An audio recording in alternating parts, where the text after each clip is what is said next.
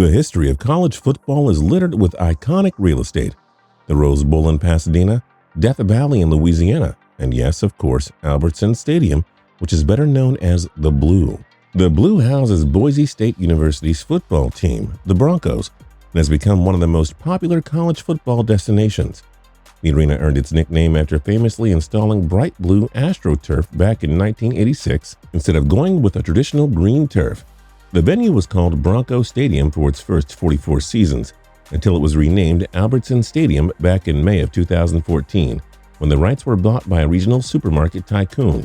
Regardless of its name, the home field of the Boise State Broncos has been part of some epic games and has in some ways given the Broncos a crazy home field advantage. The Broncos are 116-7 in regular season home games since 1999 and had a winning streak of 65 regular season wins from 2001 to 2011. The Broncos were so dominant on their signature blue turf that they reached a 40-0 streak over the course of 10 years in home conference games. The unique field has become so popular that many people around college football believe it even has helped in the Broncos' recruiting efforts. Team officials boasted that it helped them to land higher caliber athletes from across the country, like Ian Johnson and Jared Zabransky. Not too shabby for a field that was largely treated like a punchline when it was announced. There were plenty of Smurf-type jokes floating around it.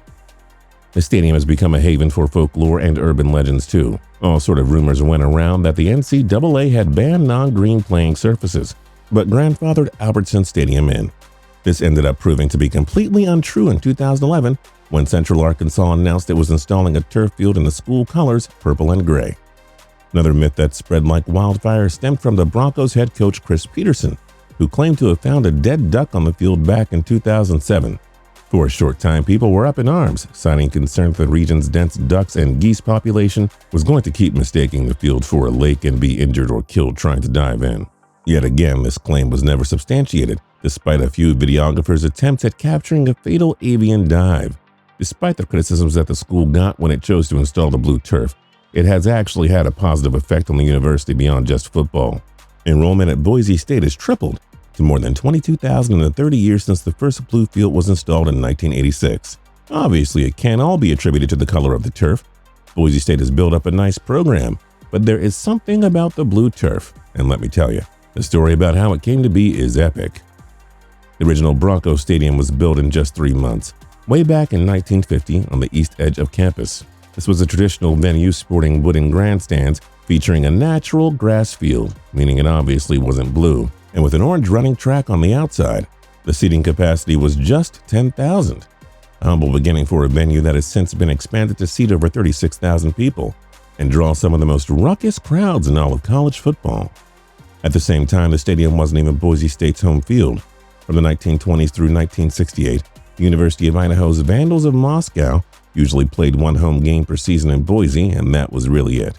It wasn't until the Boise college football program transitioned from junior college to 4-year status in 1968 that the demands became too high on the original building.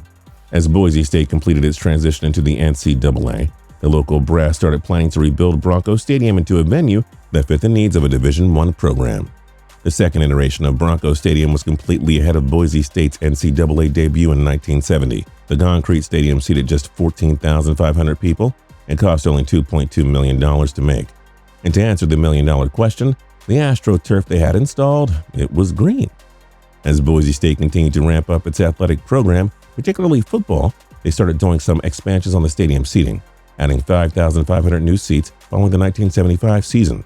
While the school would test out a number of different temporary grandstands, it wouldn't expand its permanent seating capacity again until 1997.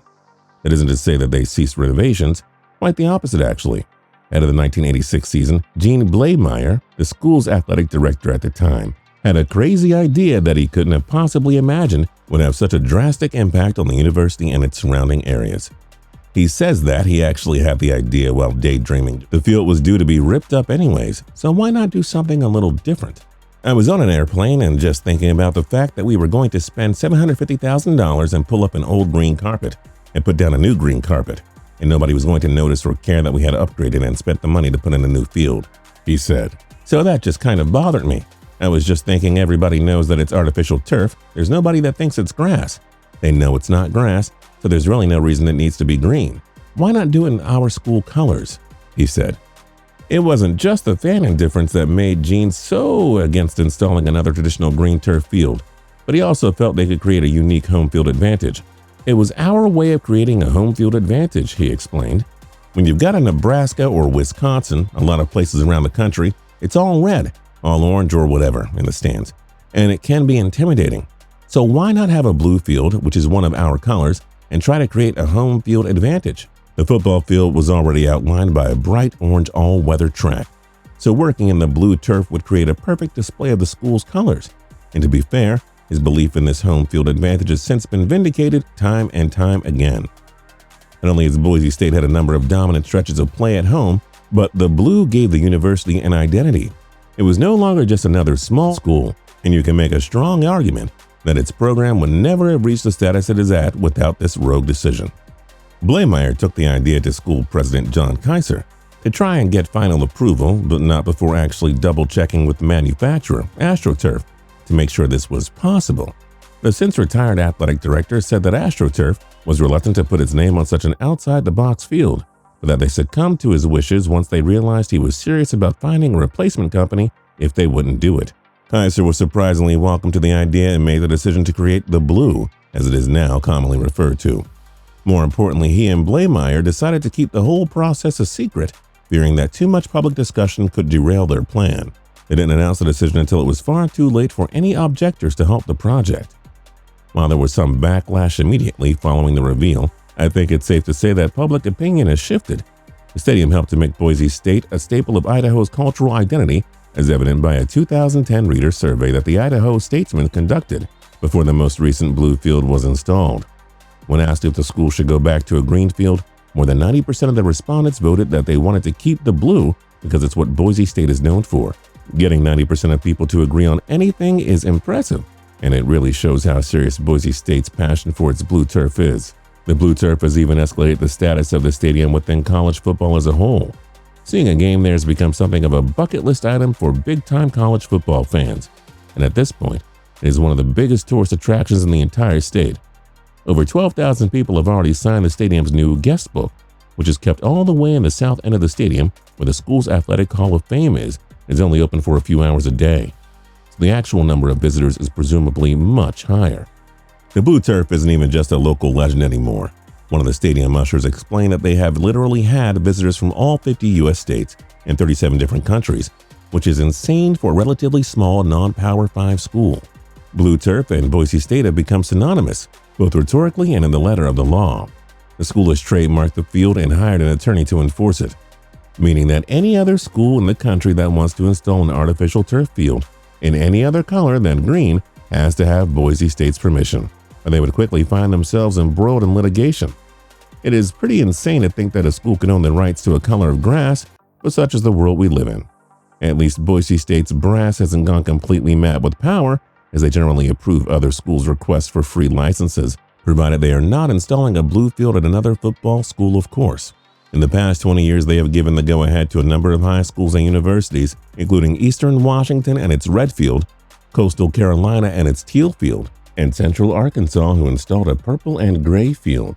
While there were plenty of renovations done to the stadium since the blue was installed, including a new press box, club seating, and an increase in the seating capacity to just over 32,000, none of those alterations made national headlines, unlike the recent announcement that the iconic blue turf was going to be ripped up and replaced in full for the 6th time. Boise State Athletic Director Kurt Aspie told the Idaho Statesman that the final cost would end up being similar to the first time that they installed the blue turf, somewhere between $600,000 and $1 million. The project isn't just setting out to replace the playing field. They are also looking to extend the turf all the way to the foot of the stands on the sides of the stadium.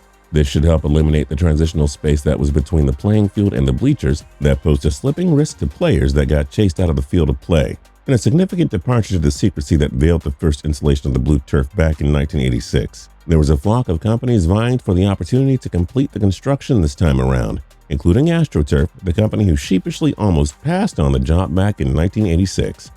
Field Turf and Boise State McAlvain Construction won a public bidding process to install the field after presenting the company's impressive past record with similar kinds of projects. In addition to all of the turf-related work, the powers that be are making a bunch of more subtle updates, like changes to the font for the numbers on the field and the word marks in both end zones.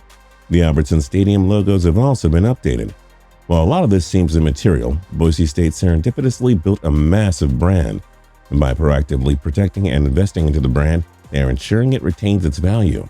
All in all, Albertsons Stadium and its iconic blue turf have really taken on an identity of their own. It is pretty unbelievable to think that a half-baked daydream resulted in one of the most recognizable and impactful stadiums in the country. If you're new here and you haven't subscribed yet, feel free to click the subscribe button down below. If you like the video, then like the video. We'd really appreciate it. And last but not least, don't forget to tune into TPS for more cool videos every single day. We'll see you next time.